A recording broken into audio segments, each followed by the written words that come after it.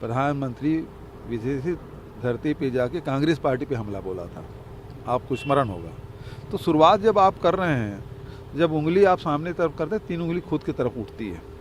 तो उस समय सोचना चाहिए था कि विदेशी धरती में जाकर देश के राजनीति के बारे में चर्चा नहीं करनी चाहिए। तो शुरुआत जब आपने की है तो फिर दूसरे को फिर आप तायद नहीं कर सकते, दूसरे को आप सीख नहीं दे सकते कि आपको नहीं बोलना चाहिए। लगातार कई नेताओं के घरों पे ईडी और सीबीआई के छापे पड़ रहे हैं। अभी देखा जाए तो मीसा भारती के घर पे भी जहाँ जहाँ भारतीय जनता पार्टी कमज़ोर है वहाँ वहाँ विपक्ष के नेताओं पे इस प्रकार से हमले किए जा रहे हैं।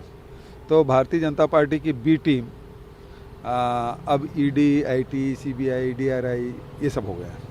सर, आम आदमी पार्टी के भी यहाँ दिल्ली में जो मंत्री हैं उनको जो है अरेस्ट करा ईडी ने। इससे पहले सीबीआई के ने पहले उनको भी अरेस्ट किया हुआ था, वो तिहाड़ जेल में थे। एक कविता पर भी शिकंजा कसा हुआ है। किस तरीके से दोनों पार्टियों की और दोनों सरकारों के ऊपर जो कार्रवाई है उसको आप देखते हैं? देखिए, एक बात है, जो भ्रष्टाचार हुआ है तो उसमें कार्रवाई होनी चाहिए, चाहे वो किसी राज्य में हो। लेकिन ये करना कि केवल चिन्हित राज्यों में करें, भारतीय जनता पार्टी शासित राज्यों में नहीं हो रहा है। अभी कर्नाटक में एमएलए के यहाँ 8 करोड़ रुपया पकड़ा गया। क्यों ईडी आईटी वाले छापा नहीं डाल रहे हैं वहाँ? क्या भारतीय जनता पार्टी शासित राज्यों में ये नहीं हो रहा है?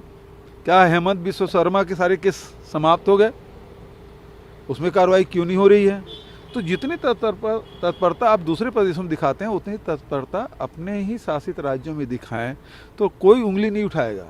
लेकिन जब आप चिन्हित करके आप कार्रवाई करेंगे तो लोग उंगली उठाएंगे ही। आम आदमी पार्टी जो कह रही है, आरोप लगा रही है पॉलिटिकल वेंडेटा का, और टीआरएस कह रही है, आप उसका समर्थन करते हैं? दोनों का मेरे प्रदेश में हो रहा है। मैंने कर्नाटक का उदाहरण दिया, आसाम का उदाहरण दिया, वहाँ कार्रवाई नहीं हो रहे हैं।